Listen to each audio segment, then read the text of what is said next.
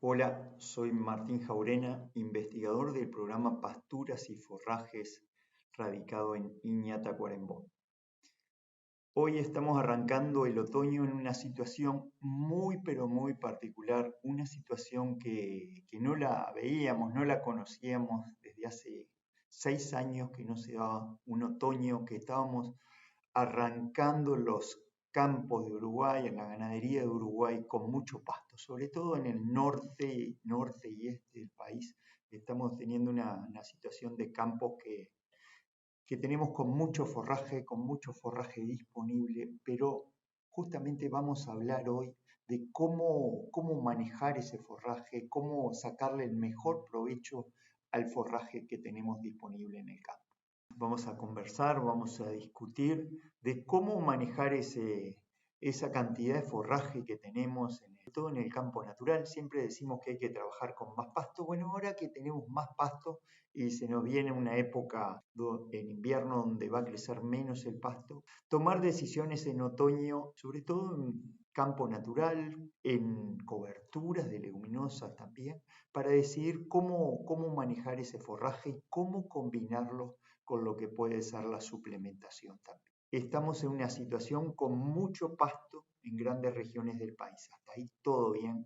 Es lo que hubiéramos deseado tener 5 o 6 años para atrás y no se nos dio. Ahora tenemos ese forraje. ¿Cómo manejarlo? Tenemos que analizar, vamos a analizar cómo se formó ese pasto para aprender a manejarlo de cara al invierno.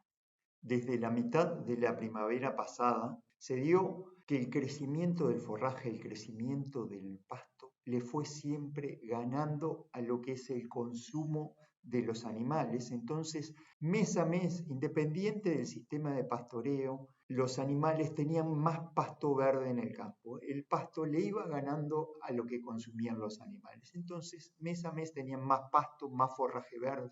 Y a esta situación le vamos a llamar que el pasto le fue ganando a los animales y se fue acumulando mes a mes más pasto en los potreros. En la medida que el pasto le fue ganando a los animales y se fue acumulando en los potreros, el pasto consumido por los animales, por vacas, por ovejas, siempre fue el de mejor valor nutricional. Siempre el ganado busca y selecciona más hojas verdes, dentro de las especies en el campo natural siempre elige especies finas y tiernas, y se fue quedando para atrás forraje con mucho tallo, con muchos restos secos y sobre todo especies de bajo valor forrajero. Fue el forraje, los restos no consumidos por los animales desde mitad de primavera, se fueron acumulando hasta ahora. ¿Qué nos pasa ahora? Estamos entrando en abril y la situación pasa a ser la inversa. El consumo de los animales empieza a superar a lo que es el crecimiento de forraje. Entonces pasamos a que el consumo del ganado le empieza a ganar a lo que es el crecimiento del forraje. Entonces empieza a haber más consumo y empieza a bajar el forraje disponible. Y no solo eso, sino que el forraje que va quedando son los restos de forraje que vienen desde la primavera y desde el verano pasado. Entonces tenemos un desafío de manejo muy importante en otoño y de cara al invierno, cómo utilizar ese forraje que se fue acumulando. Estamos en abril, mucho pasto, pero en la mayoría de las situaciones de los sistemas ganaderos extensivos es forraje que fue sobrando desde la primavera y desde el verano pasado. En predios ganaderos extensivos donde la mayoría del forraje sea el forraje que viene del campo natural, les vamos a dar algunas sugerencias a los productores para tomar decisiones. Por ejemplo, analizar si el forraje, las matas con forraje seco, con tallos, cómo están a nivel de los potreros. Si es que el forraje de matas, de restos secos, acumulados, es más del 40% del potrero, ahí les sugerimos hacer un análisis de proteína en el forraje. ¿Por qué? Porque en la medida en que tenemos forraje acumulado de mucho tiempo, puede ser forraje desde la primavera pasada, puede ser que sea forraje con muy bajo valor nutricional y sobre todo con un muy bajo valor de proteína. Por lo general no son deficientes los campos naturales en proteína, por lo menos a niveles mínimos. Entonces, si hay más de 40% de matas, de restos secos acumulados, le pedimos que puedan hacer un análisis de proteína en el forraje. ¿Por qué puede pasar que estemos por debajo del 7% de proteína en el forraje? Ese es un valor mínimo, mínimo, mínimo, que no solo es limitante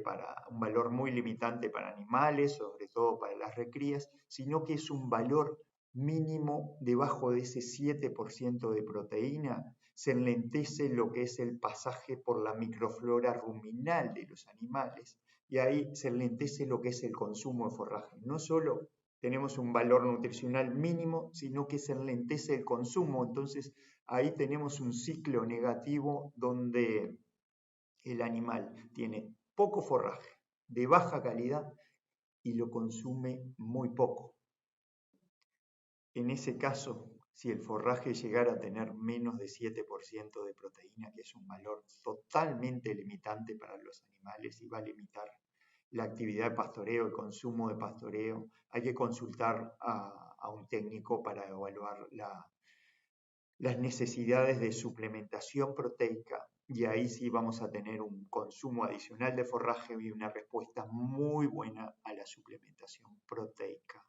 Si tenemos en el forraje, en el pasto, más de 7% de proteína, una buena recomendación para utilizar ese forraje que se acumuló, que se fue acumulando durante fin de primavera y verano, va a ser pastorearlo fuerte ahora con vacas de cría y después dejarlo diferido para utilizar ese forraje con recrías a fin de otoño y principio de invierno. Si estoy en una situación donde tengo ese más de 40% de matas, pero tengo mucho forraje verde también, puedo hacer pastoreos utilizando el forraje y luego un descanso, un diferimiento ya más corto para no perder tanto la calidad del forraje. Ahora acá les presento un diagrama con las posibilidades de diferimiento otoñal según las comunidades de campo natural y mejoramiento. Ahora en abril estamos en los últimos días, las últimas semanas para diferir campos naturales, sobre todo campos naturales de bajo con muchas especies estivales, campos con canutillo, con pasto miel, se podrían diferir por 50, 60 días, tener un forraje aceptable calidad ahí para el inicio de invierno. Pero también en abril y mayo es un excelente momento para diferir potreros donde hay una buena proporción de estipas, de flechillas o de bromos auléticos. Ahí podemos hacer diferimientos mucho más largos y utilizar ese forraje ya en el invierno. Por otro lado, en campos que están dominados por gramilla, por pasto chato, por pasto horqueta, ahí no los podemos diferir. Ahí esos campos hay que pastorearlos, hay que tener un pastoreo fuerte, descansos si se puede muy cortitos en los sistemas de pastoreo. ¿Para qué? Para tener un rebrote muy rápido y consumir ese forraje, porque son especies que son muy sensibles a las heladas, al frío, y no vamos a poder diferir ese forraje hacia fin de otoño e invierno. En cuanto a los mejoramientos, a las coberturas con leguminosas en campo natural, sobre todo coberturas con lotus anuales, con lotus ignia basalto, con lotus rincón, estamos en una situación también muy rara. Este verano le ganó el campo a las posibilidades que tienen de emergencia las leguminosas. Entonces, después de muchos años, es un año que tenemos que pastorear fuerte a los mejoramientos, fertilizarlos con fósforo y después diferirlos. Pero tenemos que buscar lugares para que se establezcan esas leguminosas anuales, entonces precisamos sobre todo pastorear fuerte, fertilizar si se puede con fosforita y luego diferir para tener una muy buena instalación de esas leguminosas anuales y así asegurarnos también hacia el invierno que estamos con un muy buen forraje de calidad en los mejoramientos que va a complementar al forraje que tenemos en el campo natural en cuanto a los sistemas de pastoreo, en sistemas que tienen carga continua, es que en esos sistemas los animales siguen eligiendo el forraje verde, aún en situaciones donde el consumo animal le empieza a ganar al crecimiento del pasto, que un mayor traslado de ese forraje de baja calidad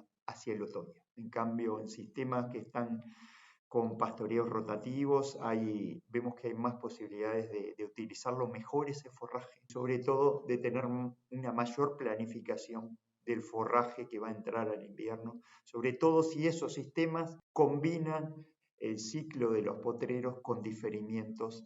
Y ahí la aplicación que estamos presentando ahora, la aplicación desarrollada por Martín Durante, una enorme herramienta para saber, bueno, cómo clasificar esos potreros de campo natural y cómo hacer que esa herramienta sea muy buena para planificar sistemas de pastoreo rotativo y después que tenemos esos sistemas para ver qué potreros también podemos utilizar hacia el invierno. Podemos ver perfectamente los potreros con mayor índice verde en el otoño, donde podríamos estar dejando esos potreros diferidos hacia el invierno. Bueno, estas son algunas sugerencias para discutir en la jornada, para charlar con recomendaciones. Ojalá podamos dialogar cuáles son las mejores medidas de manejo que puede estar tomando cada productor en su sistema de producción. Bueno, nos vemos en la jornada.